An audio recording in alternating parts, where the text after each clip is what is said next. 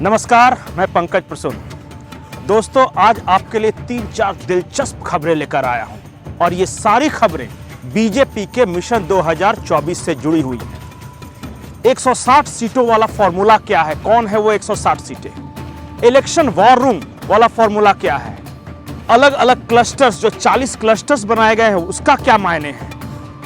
उससे अलावा 250 call centre BJP अलग अलग राज्यों में बना रही है। हर 2 लोकसभा सीटों पर एक कॉल सेंटर।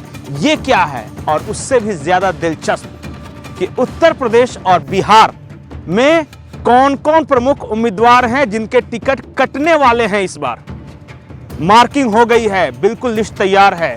ये सारी जानकारी देंगे, लेकिन उससे पहले अगर अभी तक आपने हमारे चैनल को सब्सक्राइब नहीं किया है तो सब्सक्राइब बटन पर जाकर सब्सक्राइब कर लें, इस वीडियो को लाइक कर लें और हाँ, नोटिफिकेशन बिल जो है उस पे जाके ऑल करना ना भूलें।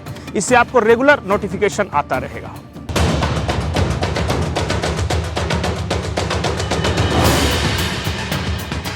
तो कहानी सबसे पहले शुरू करते हैं आज से 3-4 महीने पहले। बिहार बीजेपी की बैठक थी और बैठक ले रहे थे बीएल संतोष। उन्होंने जितने भी पदाधिकारी थे बिहार बीजेपी के, उनको बुलाया और कहा कि आप हमें बताइए कि आपने लोकसभा चुनाव के लिए क्या स्ट्रेटजी बनाई है और तब बताएंगे कि आपकी स्ट्रेटजी कितनी असरदार है, ये सक्सेस होगा या नहीं होगा। अलग अलग प्रेजेंटेशन दिया गया, लेकिन बीएल संतोष ने कहा कि नहीं, ये काफी नहीं है। बीएल संतोष ने बिहार बीजेपी को 3C फॉर्मूला दिया: कम्युनिकेशन, कोऑर्डिनेशन और कैंपेन। ये 3C फॉर्मूला पे आप आगे बढ़िए। बीएल संतोष का स्पष्ट निर्देश था कि आप जातिवाद में मत पड़िए, वो जो समीकरण बना रहे हैं उनको बनाने दीजिए। आप हर किसी के घर पे पहुंचिए, कोई भी जाति का हो, कोई भी धर्म का हो। कैंपेन में किसी को छोड़ना नहीं है, कोई वोट दे ना दे, लेकिन लोकसभा चुनाव तक कम से कम 2 बार उसके घर पर दस्तक जरूर देना है। दूसरी बात, जो ये 3C फॉर्मूला के अलावा जो बीएल संतोष का बिहार बीजेपी को निर्देश था, वो ये था कि वोटर लिस्ट में हर वोटर का नाम जुड़वाना है। ये काम चुनाव आयोग का तो है ही, कई वोटर अपने आप जाकर वोटर लिस्ट में नाम जुड़वाएंगे, लेकिन ये सबसे बड़ा आपकी जिम्मेदारी ये बनती है कि कोई भी वोटर छूटना नहीं चाहिए। आप जाके वोटर लिस्ट में उसका नाम जुड़वाएंगे। ये सारी बातें हो गई। उसके बाद बैठक खत्म हुई।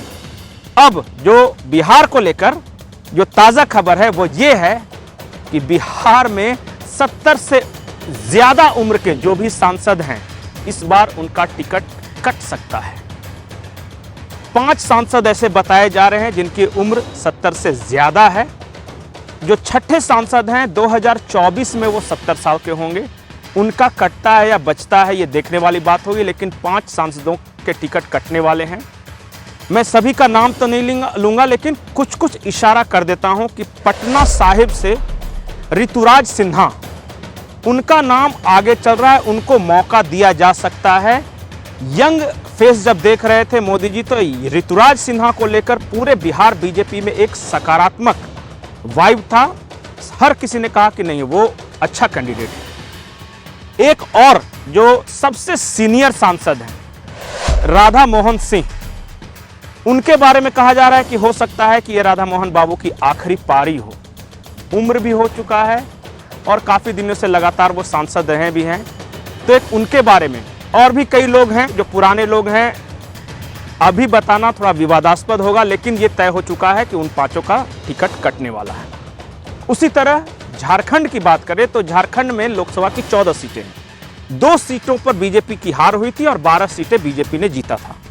उन 2 सीटों को लेकर चाईबासा और राजमहल की जो सीट है, उसे लेकर अलग से रणनीति बनाई गई है। ये 160 जो मिशन 160 वाला है, उसमें क्लब है, मैं बताऊंगा कि वो क्या है। चाईबासा सीट को लेकर कहा जा रहा है कि मधु कोड़ा की पत्नी गीता कोड़ा बीजेपी में शामिल हो सकती हैं। उन्हें चाईबासा सीट से बीजेपी का टिकट मिल सकता है। वर्तमान में वो कांग्रेस से सांसद हैं। राजमहल सीट को लेकर स्पेशल स्ट्रेटजी है बीजेपी की, और बीजेपी के नेताओं से बात करने पर यह लगता है कि उन्होंने जीत का पूरा खाका तैयार किया है।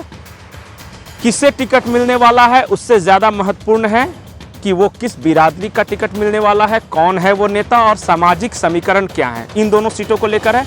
लेकिन जो 12 सीटें बीजेपी ने जीती थी झारखंड में, उनमें से कम 6 से 7 ऐसे नाम बताए जा रहे हैं जिनका टिकट 2024 में कटने वाला है। कुछ हाई प्रोफाइल नाम भी हैं झारखंड में। 12 जो बीजेपी की वर्तमान सीटें हैं, उनमें से 6 सांसदों का टिकट कटने वाला है। अब आते हैं उत्तर प्रदेश पे। उत्तर प्रदेश के लिए संघ और बीजेपी कोऑर्डिनेशन कमेटी की बैठक अब तक 7 बार हो चुकी है। जो मोटी मोटी बातें आई, अयोध्या में कैबिनेट की बैठक, उसके बाद हर जिले में पिछड़ा अति पिछड़ा सम्मेलन कराना, पसमानदा सम्मेलन कराना, और ये तो पूरे देश में होने वाला है पसमानदा सम्मेलन, और एक महापिछड़ा जो रैली होगी उसे प्रधानमंत्री नरेंद्र मोदी संबोधित करेंगे। और इसी तरह पसमानदा की एक महा रैली होने वाली है दिल्ली में जनवरी में, जिसे नरेंद्र मोदी संबोधित करेंगे। इसके अलावा उत्तर प्रदेश से भी यही खबर है कि कई ऐसे सांसद हैं जिनका टिकट कट सकता है इस बार, और योगी और मोदी इन दोनों के काम पर उत्तर प्रदेश में इस बार सभी 80 की 80 सीटें जीतने का टारगेट रखा गया है। अब आते हैं बीजेपी की ओवरऑल रणनीति जो मिशन 2024 को लेकर है। अगर सोशल मीडिया की बात करें तो बीजेपी इस बार हर 2 लोकसभा सीट पर एक कॉल सेंटर बनाने जा रही है। उसमें स्थानीय भाषा के लोग होंगे और हर कॉल सेंटर से 20,000 कार्यकर्ता जुड़े हुए होंगे। अब पूरे देश में 2050 कॉल सेंटर के निर्माण की बात थी, उनमें से अधिकांश पूरा हो चुके हैं, वो फंक्शनल हैं, वो काम कर रहे हैं।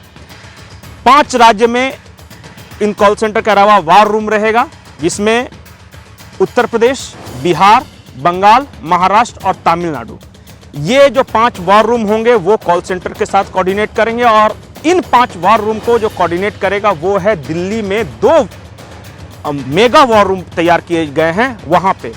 तो कुल मिलाकर चाहे वो व्हाट्सएप ग्रुप हो, मोदी जी का व्हाट्सएप चैनल हो, यूट्यूबर्स हो, सोशल मीडिया के तमाम प्लेटफॉर्म पर हर भाषा में बीजेपी का कैंपेन चलेगा और जो विपक्ष का काउंटर भी चलता रहेगा। रिसर्चर्स की टीम बनाई गई है, 160 रिसर्चर्स तैयार किए गए हैं जो कि अलग अलग राज्यों में वहां अगर किसी नेता ने कुछ कहा तो तुरंत उसका काउंटर क्या करना है उसकी तैयारी करेंगे। और सबका एक दिल्ली में जो मेगा वॉर रूम है वहां पे ये रिसर्चर्स की टीम बैठेगी।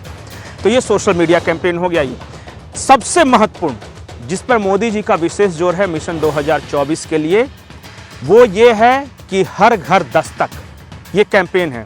बीजेपी के कार्यकर्ताओं को ये टास्क दिया गया है कि लोकसभा चुनाव तक आप भारत के हर घर में कम से कम 2 बार दस्तक दें, चाहे वो उत्तर हो, दक्षिण हो, पूर्व हो, पश्चिम हो। ये काम करना है। मोदी जी का कहना है कि कैसे आप मिलते हैं, उनसे क्या बातें करते हैं, स्थानीय लोगों की समस्याएं क्या है, आप अगर अपने स्तर से उससे सॉल्व कर सकते हैं उन समस्याओं को तो कीजिए। अगर नहीं, आपके बस की बात नहीं है तो अपने सीनियर पदाधिकारियों को बताइए, वो करेंगे। अगर वहां से भी नहीं होता है तो राज्य स्तर पर, और राज्य से भी अगर वो समस्या नहीं सुलझती तो केंद्र स्तर पर। तो इस तरह का बनाया गया है। अब अंत में सबसे महत्वपूर्ण मिशन 160। हमारे पास जो खबर है वो ये है कि लोकसभा चुनाव की घोषणा के पहले ही भारतीय जनता पार्टी देश के 160 सीटों पर उम्मीदवारों की घोषणा करने वाली है। चुनाव की तारीखों के पहले 160 सीटों पर उम्मीदवारों की घोषणा हो जाएगी। और ये वो सीटें हैं जहां बीजेपी कमजोर है, या तो आज तक नहीं जीती है या जहां जीतने की संभावना कम है। और इन कैंडिडेट को वहां पे समय दिया जाएगा कि आप अपने कैंपेन से अगर उन 160 सीटों में से आधे या उससे ज्यादा कन्वर्ट कर पाते हैं, फिर भी बीजेपी के लिए वो बोनस होगा। इसमें दक्षिण भारत की ज्यादातर सीटें हैं, उसके अलावा पूर्वी भारत की सीटें हैं जहां बीजेपी नहीं जीत सकी थी, बंगाल की सीटें हैं, उड़ीसा की सीटें हैं, उनमें तेलंगाना की सीटें हैं। तो 160 सीटों पर जो बीजेपी है अपना कैंडिडेट चुनाव की तिथि की घोषणा से कई दिनों पहले ही कर देगी। तो 160 कैंडिडेट वो हो गए। उसके बाद जो सेकंड फेज है, फर्स्ट फेज, जैसे ज्यादा जहां जीतने की संभावना है, जहां अस्वस्थ हैं, उनकी घोषणा सबसे लास्ट में, और जहां सबसे मुश्किल है वहां वो घोषणा सबसे पहले। तो क्या बीजेपी का मिशन 2024 जिसमें उन्होंने 400 सीटें जीतने का लक्ष्य रखा है, इन रणनीतियों से पूरा होगा, या जो मंडल टू करने की कोशिश कर रहा है विपक्षी गठबंधन, वो सफल होगा। क्या मंडल टू जिसके बारे में हम बात कर रहे हैं इंडिया गठबंधन, उसकी काट के लिए बीजेपी का पिछड़ा सम्मेलन, ओबीसी जनगणना करवाना, पसमानदा सम्मेलन, महासम्मेलन, ये उसकी काट साबित होगा या नहीं होगा, ये देखने वाली बात होगी। लेकिन अगले 3 से 4 महीनों में, जब तक लोकसभा चुनाव की घोषणा नहीं हो जाती, काफी कुछ होने वाला है इस देश में। दीजिए इजाजत, नमस्कार।